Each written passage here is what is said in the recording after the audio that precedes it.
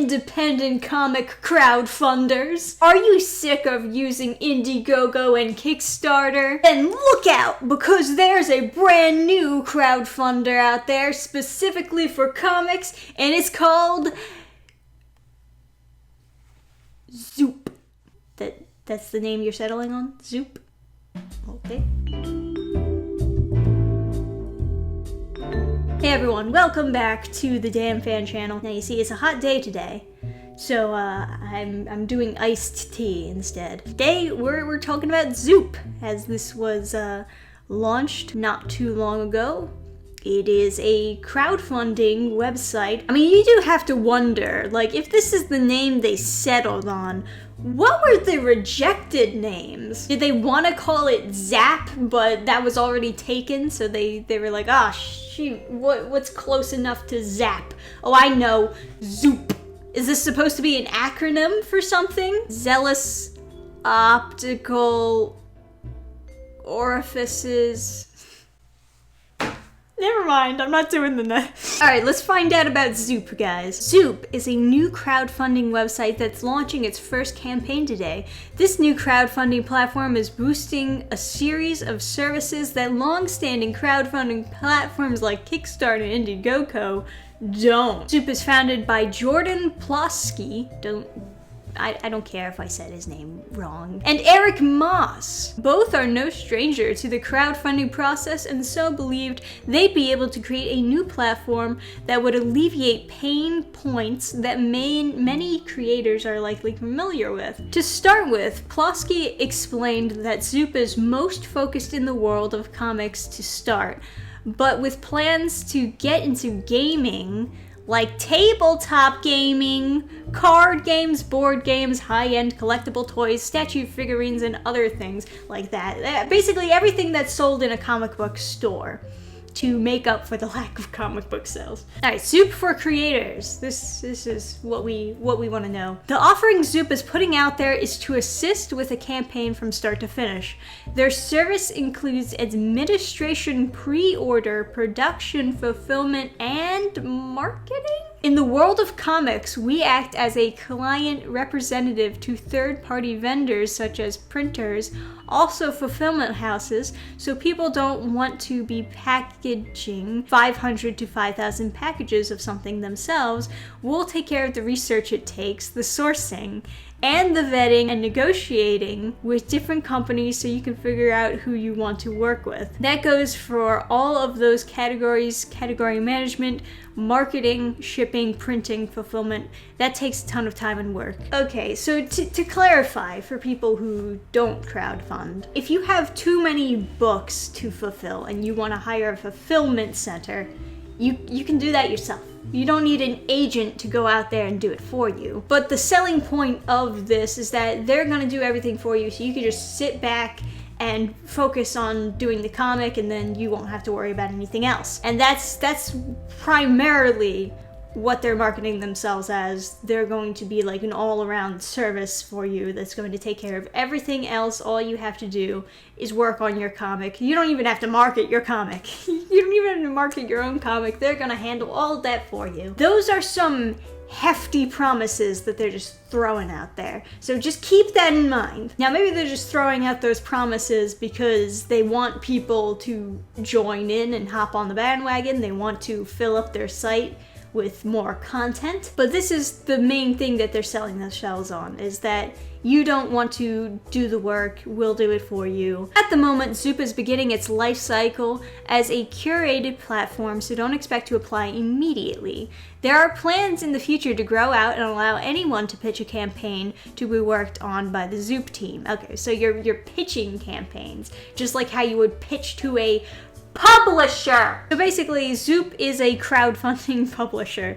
They're publishing books that they approve of, and then they're just campaigning for people to buy pre-orders. That's basically what's going down here. Zoop helps the creator figure out what their budget is. Oh, thank God. We're going to cover the cost of shipping, the cost of fulfillment, the Zoop fees, and then we're going to let them know this is what you're left with profit-wise. Thanks, Zoop. I trust you wholeheartedly. Offering so much, though, I had to ask, what the fee was for all these services. Yes, I have to wonder too, considering that this other article I read, oh, you're gonna love this, stay tuned. This article was ever so excited about Zoop. They're like, sometimes the big names aren't interested for one reason or another. I'm glad the independent scene have options. It used to be the big two, Kickstarter and Indiegogo, but sometimes these entities don't step in when problems arise and the fans are mad. They also take a considerable cut and the creators don't earn the money they deserve. So for the record,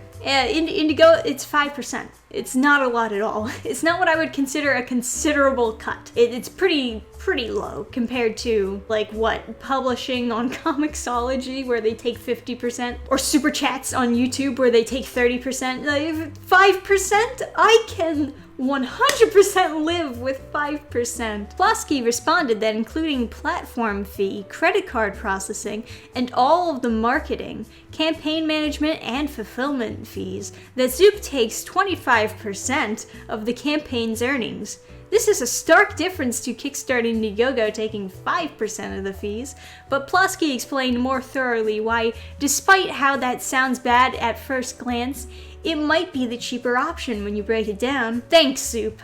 I trust you. To be honest, I suspect that they're probably lowballing it. Like, that's supposed to be their low number of how much they expect it to cost. So Zoop for backers now. Zoop plans to handle its sales as an a la carte system, as opposed to the kinds of tiers that you'll find on Kickstarter.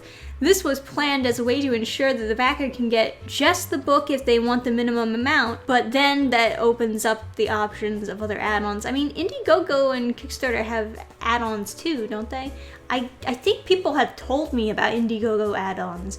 I just don't know how to do them. I just never really bothered to look into it that much. Transparency is also a big part of what Zoop wants with the different project backers. For projects that are completed but maybe fall a bit behind schedule, knowing how the printing of comics works and the distribution process, they plan to be really clear with customers by letting them know, hey, we're halfway done creating this book, so our projected end date is here. Then we can go straight into production, and it takes 3 months for printing and 2 months for fulfillment. It's understandable that in the real world, deadlines can sometimes slip, but at Zoop, they feel that as long as our backers know and they don't feel like they're being swindled or bamboozled or hoodwinked or whatever, that's a lot of wars, they're going to be cool with it as long as we're transparent. I would probably agree with that. I mean, for the most part, I don't mind if something takes a while. I just like to know that it's going to take a little bit longer than originally anticipated. I just want updates. It's definitely a people problem, I think. Sometimes people don't update on Indiegogo. It's not like that's Indiegogo's fault. So who is behind Zoop? Let's get to know the peoples. Founders Plosky and Moss met through previous business relations, as Plosky would license content for Moss at IDW for Comic Blitz. Moss is also known for being the campaign manager behind Berserker, a comic by Keanu Reeves. Plosky explained that during COVID they saw the shifting of the comic landscape and how the global pandemic was accelerating these changes. Seeing so many pain points for publishers and creators, they decided they'd take the time to create a new service to improve the crowdfunding process. They were familiar with all parts of the process and found where they felt they could improve it.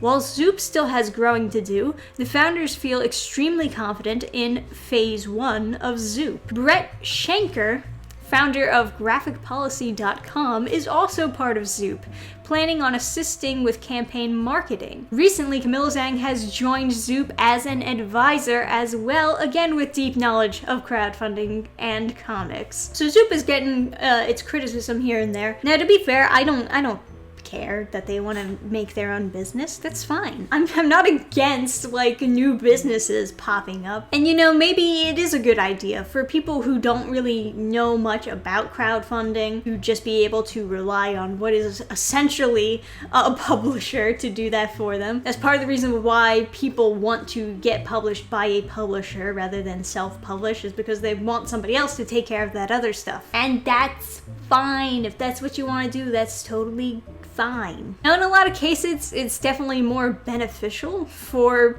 creators to just do the extra work. And given that you're basically just pitching to Zoop, you can probably expect that there may be some gatekeeping, which is the biggest concern of this new crowdfunding site, is the idea that they're only going to let certain types of people crowdfund on their site. They're only going to let their friends or their other comic pros on the site to crowdfund. That would make sense. It would make sense if they just got other comic professionals that they have connections with to be on this, because it would help their website look a lot more professional, as opposed to sites like Indiegogo and Kickstarter where anyone can just go on there and it doesn't matter if they're professional or not. So even though they're like marketing themselves as being for everyone and for those independent creators, it might just be for creators who are already established in the comic industry rather than comic creators who have never been able to get into the comic industry,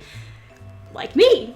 I don't know what their submission guidelines are going to be or what kinds of people that they would just reject, if it would be people who are just not very good artists or good writers, like if your project needs to be really solid for them to approve it, or maybe they'll not approve it because of what politics you have. You know that plays a huge role in these tech businesses nowadays. They look into your background. Has this person ever said anything bad online? So let's look at the wonderful site that is Zoop. Oh man, it looks so good. Oh yeah, cookies. Yeah, sure. They're only funding one comic right now.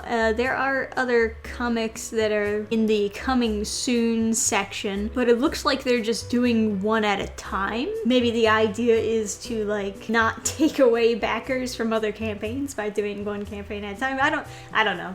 I don't know if this is also the format that they're going to go on for each campaign. Is it just going to be like one featured campaign on the homepage and then other campaigns that are just going to be thrown in the coming soon? But right now they only have 3 books that they're going to be funding, and the first one doesn't seem to be doing too bad. 11,000, that's pretty good. You want 25,000, which is that's a good bit. You know, that's another thing. They're also expecting people to make accounts with this site to actually back. And in a lot of cases, people don't want to make accounts for a new site. Nice text. Oh yeah. Yeah, nice text on photo.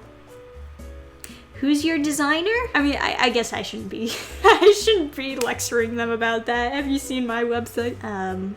Yeah, they got a lot of options here. I actually do like options, but I will say there are some people out there who are like, man, I don't want a campaign page to just be too complicated. And I can understand that mentality too. Oh my gosh, they're selling all of the original art pages. I mean, I get that is one way to make some extra money on these campaigns. Gotta do what you gotta do, I guess. You gotta work on this design. Who decided that it should be gray? What is this? Even like the share icons are gray. What is? Oh, I didn't even notice. They have this is the amount of support. I didn't even notice these freaking numbers down here. But yeah, this is what you can expect from Zoop. So in conclusion, I'm not against any comic creators going independent, even if they're already professional, even if they're already in the industry. There's nothing wrong with going independent. I remember people threw like a fit when Sean Gordon Murphy went on Indiegogo.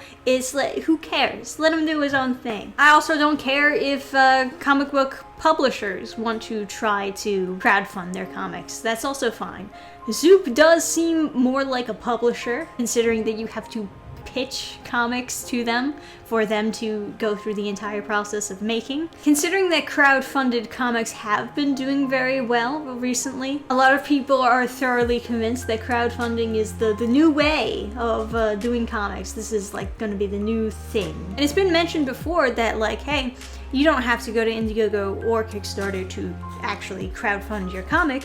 If you wanted, you could use your own website to have people order pre-orders and use that to fund making your comic. And you could even have like a visible goal. And that's basically what we got right now. We got Zoop. As you can see, it's still very much in early stages as far as website design, of course. Anyway, let me know what you personally think of Zoop. I'll leave a link to their website down below in the description so you yourself can check it out. Like the video if you enjoyed, and I'll see you guys next time. Till then, bye!